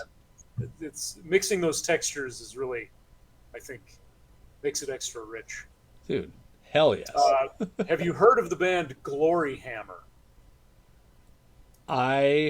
Sounds familiar. Like they've probably popped on Pandora, and I've seen like a cover, but no, tell me. They're a little ridiculous. Okay. But on purpose, and they're a lot of fun. One of their albums is a concept album about, I'm going to screw up the story, but it's about a Scottish lord who gets this like space hammer to fight an evil wizard who has an army of zombie unicorns. Amazing. It's way over the top, but solid musicianship and a lot of fun. I will own that on vinyl now. Thank you very much. I'm all about really weird niche metal band, genres like that. It's so awesome. Like, especially when they can just stick to that too. That's like, nope, that's what we do. Like, fucking all right, dude. Good times, good times. Oh my god. Yeah, last thing I'll throw in there too about just goofball things is, so when we saw that Dragon Force show, so obviously they're headlining, Teresa's was the middle band, and then the first band was a band by the name of Power Glove, and they are a 8-bit NES video game themed metal band. So, but their stage props were so comical and so amazing, just their whole costumes. And the drummer came out, and like, if you could imagine football pads, like shoulder pads, he was wearing those, but they were with Mario turtle shells on the two there. And then he had these two massive fucking like posts coming out of his back, and at the top were these flags, like war banners. And also he comes out and he sits down on his fucking drum kit, and then also they start playing, and just seeing him going back and forth, and these flags are flying, and sounds a little bit Guar meets Nintendo. Yes, exactly. And then there was like a part during the show that all of a sudden they brought out all these blow up inflatable swords and threw them out. They did the wall of death. They split everybody in this small thing. And we all had these fucking inflatable swords. And all of a sudden he's like, on my command, like unleash hell. And we're all just fucking in the mosh pit, just slapping each other with like blown up swords. Amazing. I just love it. How dorky. So Power Glove is kind of in that synthwave revival. Yeah. Yeah. Not metal, but there's a great band called Gunship. I don't know if you've heard them. No. Great synthwave band. The Midnight is another one that's kind of in that same zone. They're not silly necessarily. I guess they're a little silly, but fun stuff. If you like that kind of not as blatantly silly 80s nostalgia music, recommended. Fuck yeah, dude. This is awesome. I feel Eternal soundtrack also slaps. Speaking of video game stuff. Yes. Yeah, and I my biggest thing right now, when I'm at work with the guys, so I manage the tool department for a big electrical contractor. So I've got a lot of fucking hands-on laborers, electricians, the man's man guys coming in. We're always bullshitting and stuff. So in the shop, I always got some good tunes going on, and at our desks I got a big flat screen up on the wall.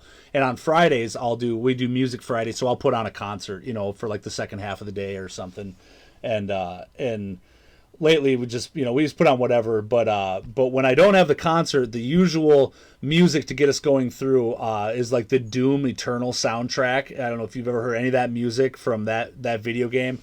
It's amazing. It's amazing. The only thing they fear is yes. And it's just, to me, it's perfect because there's no lyrics. Because once I all of a sudden you put that on, you can't help but watch the concert or sing along or something. And then it's like, you can't, do your normal work. So just to have that music in the background, dude, that's the perfect. It's just the soundtrack to the tool shop is that Doom fucking music, and I love it, dude. And there are, on YouTube you can find like 3-hour cuts. Yes, which is great. You don't have to get to work, dude, right?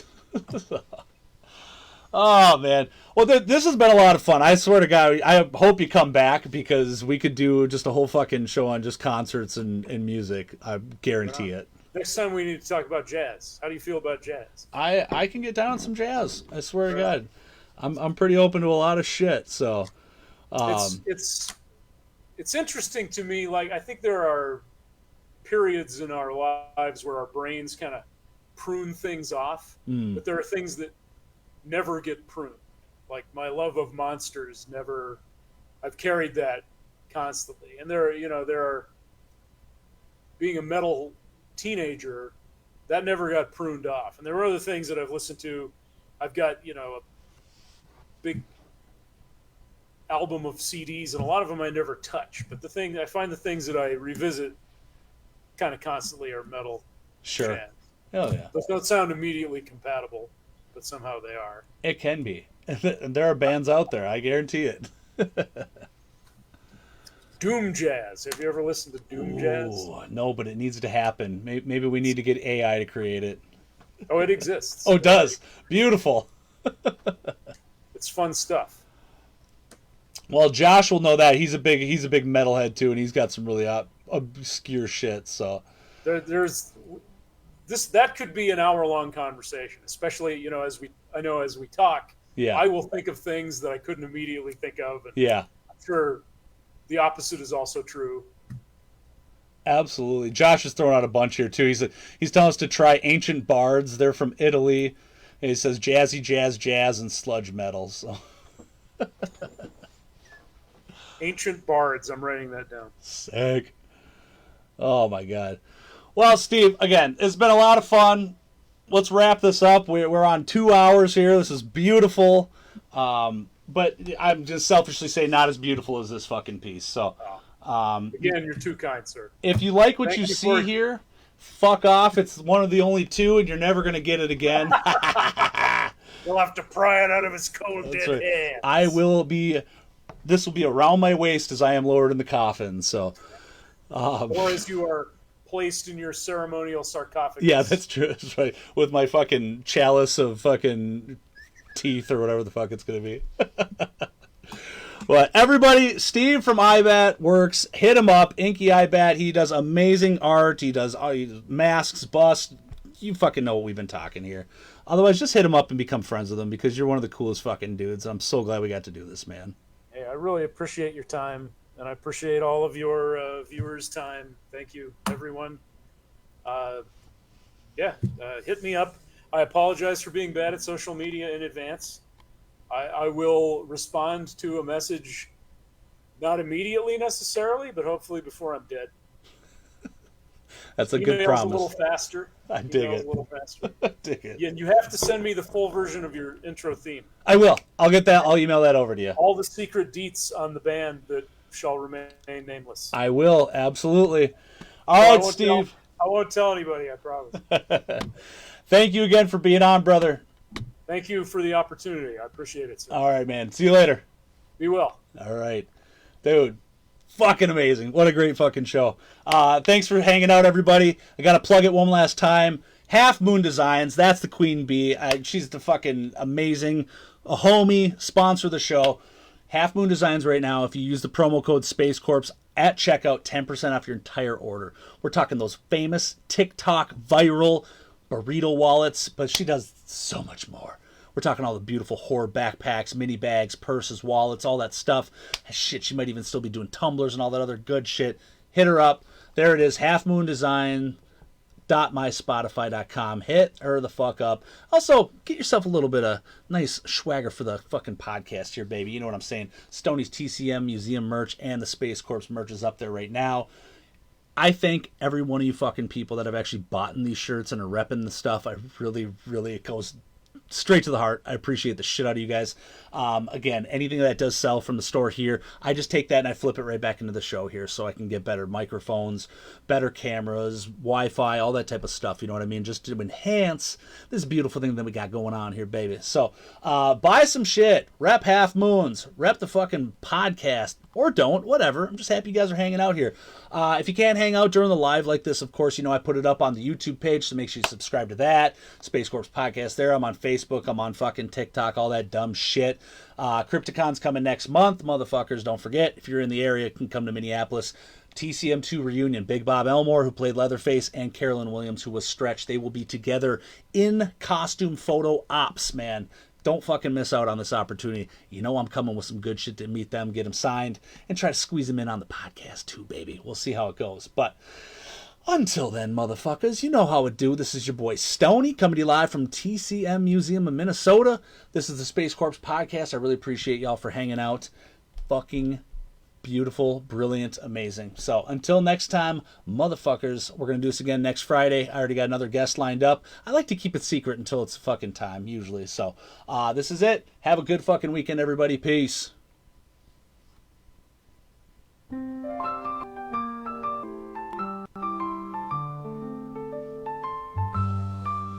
In the vast expanse where the cosmos sighs, drifts an ancient tale as old as the skies. A figure from stories now mythified, Space Corps goes orbiting by. He once roamed planets, oh far and wide, but now he floats where the starships fly. No more breath in his chest, yet can't be denied the space cadet who died. Oh, oh, space corpse, in the void you glide, a spectral waltz in the galaxy's tide, floating free like a cosmic guide. Space corpse goes orbiting by. Galaxies turn while he haunts with pride. No anchor to worlds, just space to bide. Gliding through stardust, no need to hide. This wanderer who never cried. In weightless silence where time collides, he drifts in dreams so amplified. Mysterious tales on mystic rides. Space corpse haunts so dignified.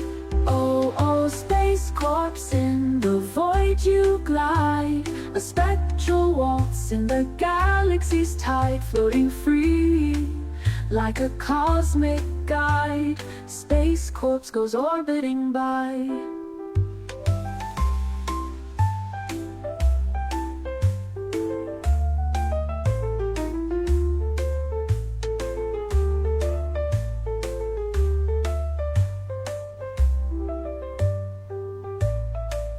Galaxies turn while he haunts with pride. A spectral waltz in the galaxy's tide, floating free like a cosmic guide. Space corpse goes orbiting by.